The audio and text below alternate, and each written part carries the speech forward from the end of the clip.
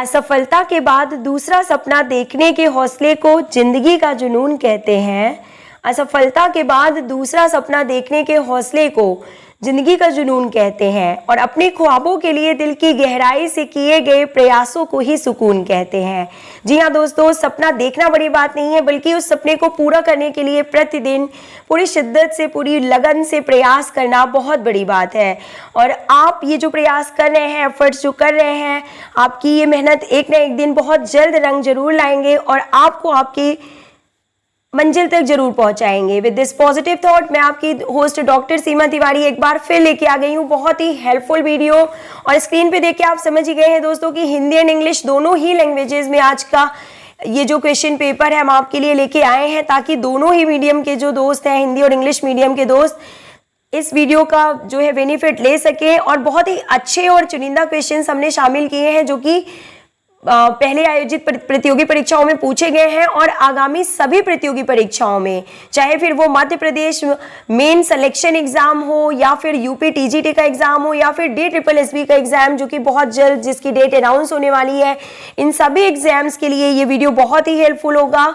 तो पूरा और लास्ट तक जरूर। The frequency at which an athlete is exposed to a series of stimuli per unit time is known as, यानी कि आवृत्ति जिस पर एक एथलीट समय की प्रति इकाई उत्तेजनाओं की एक श्रृंखला के संपर्क में आता है, उसे किस रूप में जाना जाता है। मोस्ट इंपॉर्टेंट क्वेश्चन, इसे घनत्व यानी डेंसिटी के रूप में जाना जाता है। The frequency at which an athlete is expose to a series of stimuli. Correct answer option number D. Now the next question, एक ऐसी स्थिति जिसमें निचला पैर बाहर की ओर झुका होता है, a condition in which the lower leg is angled outwards is known as. Option number C, इसे नॉक नीज के रूप में जाना जाता है। किस रूप में जाना जाता है? नॉक नीज के रूप में जाना जाता है। जिसमें घुटने बाहर की तरफ निकल आते हैं उसे नॉक नीज के रूप में जाना जाता है। मानव ठक्कर जो हाल ही में चर्चा में है, किस खेल के प्रसिद्ध व्यक्तित्व है या पर्सनालिटी है दोस्तों? Option number C is correct. Table tennis से इनका संबंध है। Manav Thakkar is related to table tennis. यदि किसी टीम का कप्तान एक अनुमेय प्रकार का नेता है, अनुमेय प्रकार की बात की जा रही है दोस्तों, means if the captain of a team is a permissive type leader, अनुमेय यानी परमिसिव टाइप ऑफ लीडर है, तो टीम कैसी होगी? द टीम विल, तो टीम कैसी होगी? देखिए, मुश्किल से ही अच्छे परिणाम देती है। Hardly produce good results. Now the next question, लंबे समय तक शारीरिक गतिविधि की मांगों को पूरा करने के लिए फेफड़ों, हृदय और रक्त वाहिकाओं की कोशिकाओं को पर्याप्त मात्रा में ऑक्सीजन पहुंचाने की क्षमता को क्या कहा जाता है? Option number D is correct here. Cardio respiratory endurance के रूप में इसे जाना जाता है। It is known as cardio respiratory endurance. Next, पाठ्यचर्या विकसित करने में निम्न में से कौन सा सबसे कम महत्व का है? Option number A is correct here.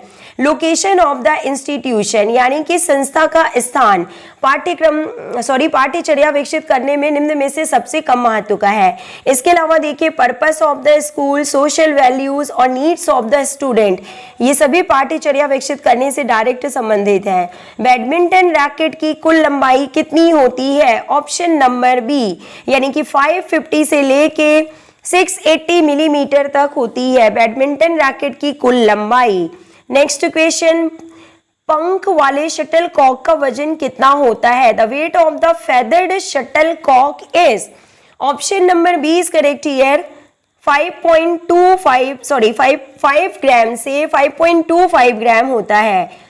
5.00 ग्राम से 5.25 ग्राम होता है वेट फेदर्ड शटल कॉक का, यानी पंख वाले शटल कॉक का वजन।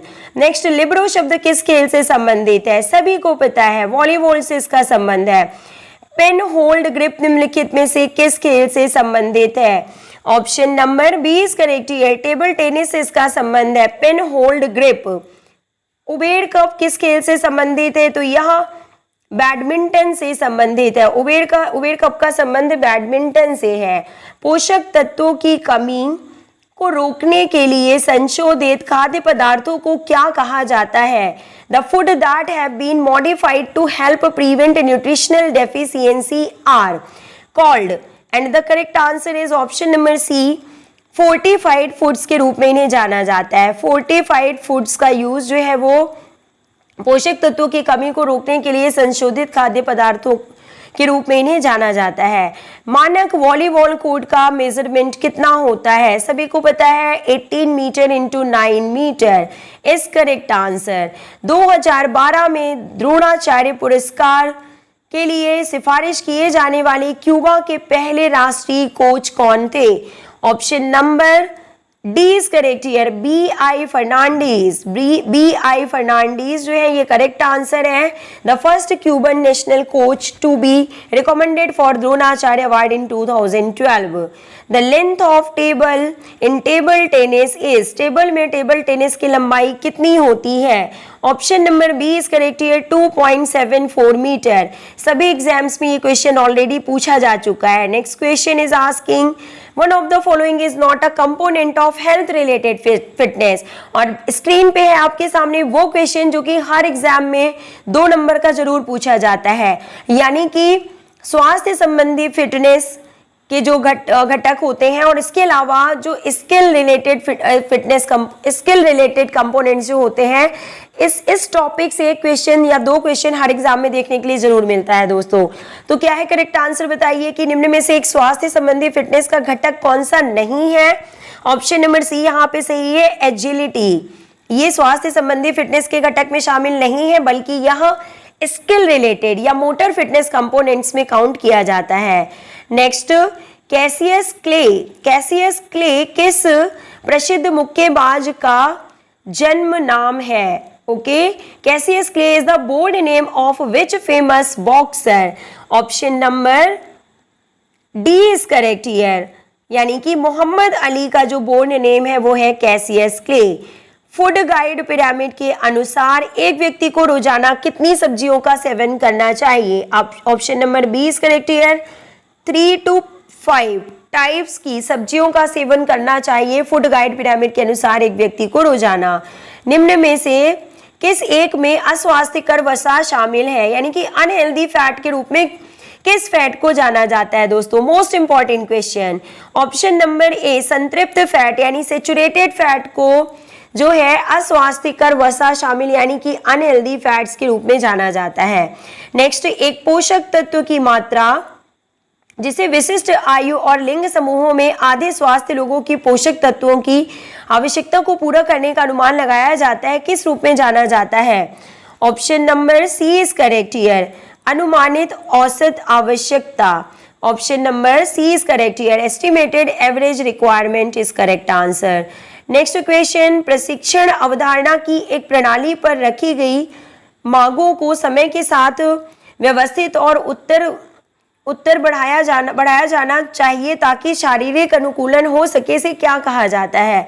और इसे जाना जाता है ओवरलोड प्रिंसिपल के रूप में, यानी कि ट्रेनिंग के ओवरलोड प्रिंसिपल के रूप में इसे जाना जाता है। Training concept, the demands placed on a system must be increased systematically and progressively over time to cause physiological adaptation is known as overload principle. Next question is asking कि strength training यानी कि शक्ति प्रशिक्षण विधि एकमात्र पेशी संकुचन का जिक्र करती है जो बहुत कम या कोई गति नहीं पैदा करती, यानी कि strength training method that refer to the muscle contraction that produces little or no movement। सभी को समझ में आ ही गया होगा। बात की जा रही है आइसोमेट्रिक प्रशिक्षण की, आइसोमेट्रिक एक्सरसाइजेस की, जो कि स्ट्रेंथ को डेवलप करने के लिए होती हैं। हैंड ग्रिप स्ट्रेंथ टेस्ट किसका एक उदाहरण है? Option number B is correct here, isometric test का एक एग्जाम्पल है the hand grip strength test. तो दोस्तों ये एक नया क्वेश्चन है, पहले शायद आपने इसके बारे में नहीं सुना होगा कि हैंड ग्रिप स्ट्रेंथ टेस्ट किसका उदाहरण है। तो ये एक प्रकार के आइसोमेट्रिक टेस्ट का एग्जाम्पल है। नेक्स्ट क्वेश्चन, मांसपेशियों को लंबा करने के लिए आवश्यक बल प्रदान करने के लिए झटकेदार, तेज और उछाल वाले मूवमेंट के साथ किए गए क्षेत्र को क्या कहा जाता है? Option number B is correct here, ballistic stretching. जब बात की जाए स्ट्रेचिंग एक्सरसाइज की तो यहाँ पे देखिए बैलिस्टिक स्ट्रेचिंग की बात की जा रही है जिसमें झटकेदार, तेज और उछाल वाले मूवमेंट के साथ जो है मूवमेंट किया जाता है। नेक्स्ट, भोजन में पाए जाने वाले पदार्थ को ऊर्जा प्रदान करते हैं, चयापचय को नियंत्रित करते हैं और शरीर के ऊतकों की वृद्धि और मरम्मत में मदद करते हैं, तो उसे क्या कहा जाता है? Option number C is correct here. इसे पोषक तत्व या न्यूट्रिएंट्स के रूप में जाना जाता है। नेक्स्ट क्वेश्चन, पहला शीतकालीन ओलंपिक खेल यानी कि first winter Olympic games were held in 1924 इन, तो चैमोनिक्स फ्रांस में इनका आयोजन किया गया था, आप सभी को पता है। Option number C is correct here. The Olympic motto was declared in the year, Olympic का आदर्श वाक्य किस वर्ष में घोषित किया गया? Option number B is correct here. 1894 में ओलंपिक के आदर्श वाक्य को डिक्लेयर किया गया था। Now the next question is asking, the Indian Olympic Association was started by, भारतीय ओलंपिक संघ की शुरुआत किसने की थी? ऑप्शन नंबर सी सरदोराव जी टाटा। द्रोणाचार्य पुरस्कार के प्रथम प्राप्तकर्ता कौन है? Option number B is correct here. Balchandra Bhaskar Bhagavat, कुश्ती से जिनका संबंध है। निम्नलिखित में से कौन सा एक अष्टांग योग का तत्व है? तो ऑप्शन नंबर देखिए यहाँ पे ए इज करेक्ट हियर। ध्यान जो है ये it is one of the following elements of the अष्टांग योग। यम, नियम, आसन, प्राणायाम, प्रत्याहार, धारणा, ध्यान, समाधि, यानी कि ये 7वें नंबर में आता है जिसको हम ध्यान कहते हैं। ये अष्टांग योग में से एक है। नेक्स्ट, प्रति प्रशिक्षण सत्र की कुछ मात्रा की तुलना में एक एथलीट द्वारा किए गए कार्य की मात्रा का प्रतिशत कितना होता है? Option number B is correct here. अपेक्षिक घनत्व यानी कि रिलेटिव डेंसिटी के रूप में इसे जाना जाता है। अपने शरीर के वजन की परवाह किए बिना अधिकतम बल लगाने की क्षमता को क्या कहते हैं? Option number C is correct here. Absolute strength के रूप में इसे जाना जाता है। Absolute strength. एक साप्ताहिक प्रशिक्षण कार्यक्रम 2 वर्ष की मुख्य प्रतियोगिता के लिए शिखर की जरूरतों के अनुसार एक निश्चित ढंग से सफल होता है, उसे क्या कहा जाता है? ऑप्शन नंबर डी, यानी कि साप्ताहिक प्रशिक्षण की अगर बात की जाए तो इसे माइक्रो साइकिल के रूप में जाना जाता है। नेक्स्ट क्वेश्चन, विश्व का सबसे ऊंचा हॉकी मैदान कहां पर स्थित है? Option number B is correct here, यानी कि शिलारू इज करेक्ट आंसर। शिक्षण योजनाओं के व्यवस्थित क्रियान्वयन और निर्धारित पाठ्यक्रम के क्रियान्वयन के लिए सबसे महत्वपूर्ण बात यह है कि option number B is correct here, यानी कि अच्छा क्लास टाइम टेबल तैयार करें, यानी कि prepare a good class wise time table. निम्नलिखित में से किसे सामाजिक अधिगम सिद्धांत के का श्रेय दिया जाता है? और बात की जा रही है सोशल लर्निंग थ्योरी की। Option number B is correct here, means Albert Bandura is credited with the social learning theory. निम्नलिखित में से किस शब्द को अक्सर सीखने का पर्याय माना जाता है? Option number C is correct here, स्मृति, यानी कि memory is correct answer. Field hockey की गेंद का रंग कैसा होना चाहिए? फील्ड हॉकी की गेंद का रंग जो है वो फील्ड के विपरीत कोई भी रंग होना चाहिए। 110 मीटर और 400 मीटर पुरुष बाधा दौड़ में प्रत्येक लेन में क्रमशः कितनी बाधाएं होती हैं? Option number B is correct here, 10 बाधाएं हर इवेंट में होती हैं। दोस्तों जो ट्रैक में जो बाधा दौड़ जो परफॉर्म की जाती है मेन के लिए, वुमेन के लिए 100 मीटर और 110 मीटर और 400 मीटर जो बाधा दौड़ होती हैं, तो वो उनमें कम से कम 10 बाधाएं शामिल की जाती हैं हर इवेंट में। हाउ मेनी हर्डल्स, ये हो गया 4 ओलंपिक, 4 विश्व कप, 4 चैंपियंस, 4 ट्रॉफी और 4 एशियाई खेलों में खेलने वाले एकमात्र भारतीय खिलाड़ी कौन है? बहुत ही अच्छा क्वेश्चन है। देखिए कि 4 ओलंपिक, 4 विश्व कप, 4 चैंपियंस ट्रॉफी और 4 एशियाई खेलों में खेलने वाले जो है एकमात्र भारतीय खिलाड़ी कौन है? Option number A Dhanraj Pillay is correct answer. Next question, who was the captain of Indian team when the Indian hockey team had won the gold medal at Moscow? जब भारतीय हॉकी टीम ने मास्को ओलंपिक 1980 में स्वर्ण पदक जीता था last time, तो भारतीय टीम के कप्तान कौन थे? Option number C is correct here, Vasudev Bhaskar. Next, ICC महिला T20 विश्व कप 2020 का 7वां संस्करण किस देश ने जीता? Option number B is correct here, Australia.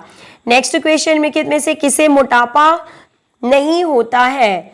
Option number A is correct here, roughage की खपत यानी कि कंजप्शन ऑफ रफेज, यानी रफेज का जो सेवन करते हैं, जो रफेज जिससे मिलते हैं जिन फूड आइटम से, उसे खाने वाले व्यक्तियों में मोटापा जो होता है नहीं होता। लाइक अंकुरित अनाज के दाने और इसके अलावा जो फ्रूट्स वेजिटेबल्स ये सब हो गया, इनमें रफेज पाया जाता है।